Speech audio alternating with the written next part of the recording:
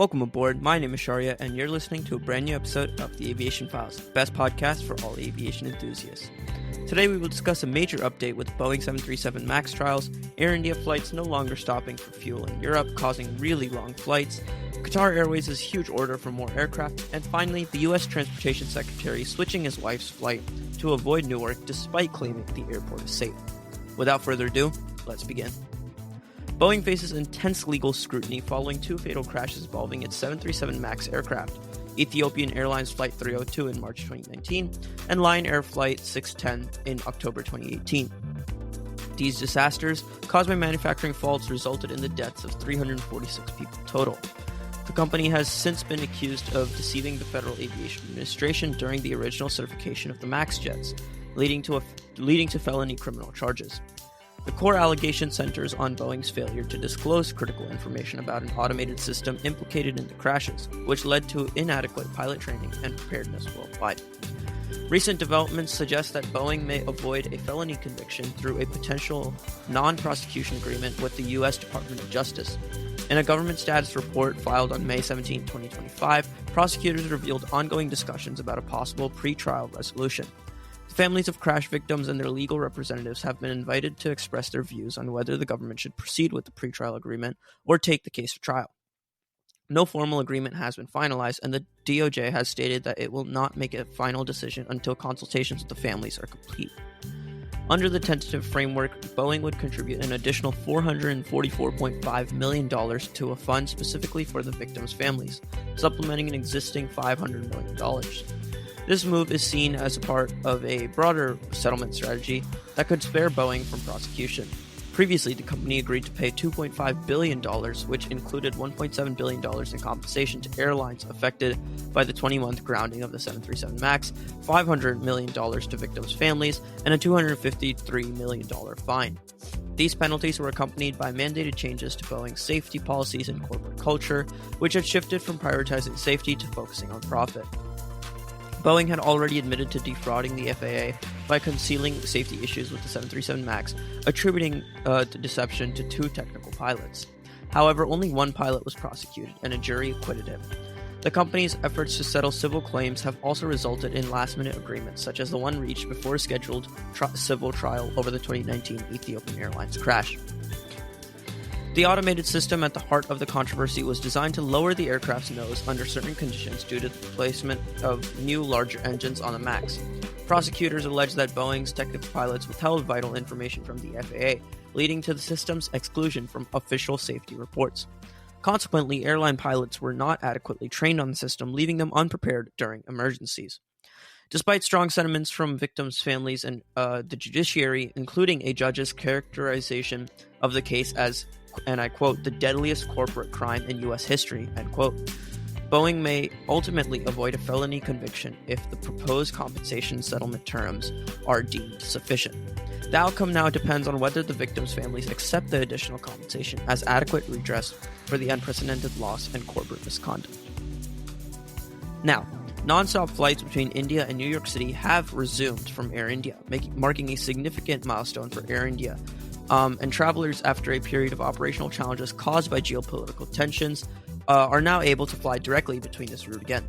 The disruption began in early 2024 when a terrorist attack in Kashmir led Pakistan to close its airspace to Indian carriers. This closure forced Air India to reroute its long-haul flights to North America, resulting in longer journeys and, in many cases, mandatory technical stops in Europe for refueling.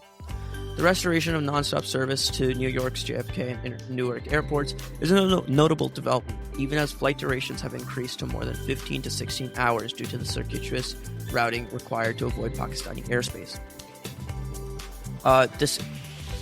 This geopolitical tension between the two nations was exacerbated by the recent terrorist attack in India, which India blamed Pakistan for. The impact of the airspace closure was immediate and far-reaching. Air India's flagship routes from New Delhi and Mumbai to New York, which had previously been among the world's longest non-stop flights, suddenly faced the prospect of additional hours in the air. With the direct path over Pakistan unavailable, aircraft had to fly further north and west, often skirting the edges of Central Asia and Eastern Europe before crossing the Atlantic. This not only increased fuel consumption but also stretched the capabilities of Air India's fleet. For a time, the airline was forced to introduce technical stops in European cities such as Vienna and Istanbul, where aircraft could refuel before continuing to their final destinations in the United States. Despite these challenges, Air India has now managed to restore non-stop service on its New York routes. The airline's investment in modern long-range aircraft has been crucial to this achievement. From New Delhi, Air India now deploys the Airbus A350, its latest and most advanced wide-body jet, for flights to both JFK and Newark. The A350 is known for its fuel efficiency and extended range, making it ideally suited for the longer routing required by the current geopolitical situation. From Mumbai, Air India continues to use the Boeing 777-300ER, another long-haul workhorse with the range and capacity to handle these demanding flights. Typical flight times are now around 16 hours and 15 minutes from Delhi, and about 15 hours and 15 to 30 minutes from Mumbai, depending on the specific New York airport and prevailing winds. Not all of Air India's North American routes have been able to return to non-stop operations. Flights to Chicago O'Hare, Washington Dulles, and Toronto Pearson still require a technical stop in Vienna. The Delhi-Chicago route, for instance, now involves an 8-hour segment to Vienna, a ground stop of up to 2 hours for refueling and crew rest, and then a further 8 to 9 hours to Chicago. The Washington, D.C. service, operated by Boeing 787-8 Dreamliner, follows a similar pattern, with a stop in Vienna before proceeding to the U.S. capital. These stopovers are strictly for refueling. Air India does not have the rights to carry passengers solely between India and Austria, so travelers must remain on board or in the transit area during the layover. The situation is different for Air India's West Coast routes. Flights from India to San Francisco and Vancouver have not been affected by the closure of Pakistani airspace. These services take a trans-Pacific route, flying eastward over China, the Pacific Ocean, and North America, thus avoiding the restricted airspace altogether. As a result, they continue to operate as true non-stops, maintaining their appeal for business and leisure travelers alike. Air India's ability to restore and maintain these ultra-long-haul flights is a testament to its ongoing fleet modernization efforts. The airline's deployment of the Airbus A350 on the Delhi-New York route is particularly significant. Air India currently operates 6 A350s with 44 more on order, including both the 900 and 1000 variants. This is part of a massive 470 aircraft order placed in 2023 and supplemented in 2024, which also includes new Boeing 777, 78, and 787s. The new aircraft offer not only greater range and fuel efficiency, but also improved passenger comfort with upgraded cabins, quieter engines, and advanced air filtration systems. The resumption of non-stop service has been welcomed by travelers, especially those flying for business or family reasons who value the convenience and time savings of a direct flight. However, the longer flight times, now among the longest in the world, pose new challenges for both passengers and crew. Air India has had to adjust its crew scheduling and onboard services to accommodate the extended hours in the air. Passengers are encouraged to prepare for the lengthy journey by bringing entertainment, snacks, and comfort items, as well as staying hydrated and moving about the cabin when possible. Looking ahead, the situation remains fluid. The reopening of Pakistani airspace to Indian carriers would allow a return to shorter, more direct routes and even faster flight times. Until then, Air India's investment in long-range aircraft and its ability to adapt to evolving geopolitical realities have enabled it to maintain vital air links between India and North America. The airline's ongoing fleet expansion and modernization will further strengthen its position in the ultra-long-haul market, ensuring that it can continue to serve key global destinations regardless of external challenges. In summary, Air India's restoration of non-stop flights between India and New York is a significant achievement in the face of ongoing geopolitical obstacles. While some routes still require technical stops, the airline's commitment to fleet modernization and operational flexibility has allowed it to maintain a robust transcontinental network. Travelers can once again fly directly between India and New York, albeit on longer journeys, while the airline continues to navigate the complexities of international airspace and global aviation. Next, let's talk about Qatar Airways, which has made headlines in the global aviation industry by finalizing a record-breaking order with Boeing, valued at approximately $96 billion. The agreement, signed during a high-profile ceremony in Doha, attended by the President of the United States, cements Qatar Airways' position as one of the world's leading long-haul carriers and marks a significant milestone for Boeing as it continues to recover from recent industry challenges. The deal includes a total of 160 wide-body aircraft, specifically a mix of the highly regarded Boeing 787 Dreamliner and the next-generation 777X, both of which are known for their advanced technology, fuel efficiency, and long-range capabilities. The order is structured to support Qatar Airways' ambitious growth strategy over the coming decades. By incorporating both the 787 and 777X into its fleet, the airline is positioning itself to expand its global network, increase frequency on popular routes, as well as open new destinations across Asia, Europe, Africa, and the Americas.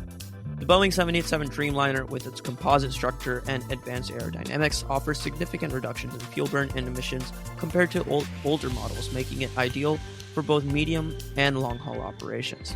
The 777X, Boeing's latest wide-body flagship, boasts new GE9X engines, improved aerodynamics, and a redesigned cabin, promising even greater efficiency and passenger comfort on ultra-long-haul flights. This landmark purchase is not only a testament to Qatar Airways' confidence in Boeing's wide-body aircraft, but also a reflection of the airline's commitment to sustainability and innovation. The new jets will replace older, less efficient aircraft in the fleet, helping to lower the carrier's overall carbon footprint while providing passengers with a quieter, more comfortable flying experience. The 777X in particular is expected to become the backbone of Qatar Airways' long-haul operations, capable of carrying more passengers and cargo over greater distances with unmatched efficiency. The scale and timing of the order carry significant implications for the broader aviation sector. For Boeing, the deal represents a major boost at a time when the manufacturer has faced production delays, regulatory scrutiny, and increased competition from Airbus. Securing such a large commitment from a prestigious customer like Qatar Airways reinforces Boeing's reputation as a leader in the wide-body market and provides stability for its manufacturing workforce and supply chain. The agreement is also seen as a vote of confidence in the future of international air travel, signaling optimism about the continued recovery of global demand following the disruptions caused by the COVID-19 pandemic and subsequent geopolitical uncertainties. Diplomatically, the President of the United States, at the signing ceremony, highlights the strategic importance of the transaction for both countries. The deal is expected to support tens of thousands of American jobs across Boeing's manufacturing sites and its network of suppliers, while also deepening economic ties between the United States and Qatar. The White House issued a statement emphasizing the significance of the agreement for American industry and the role it plays in strengthening bilateral relations. Qatar Airways' CEO, Akbar Al-Baker, has long championed the airline's pursuit of excellence, and this order is a clear manifestation of that vision.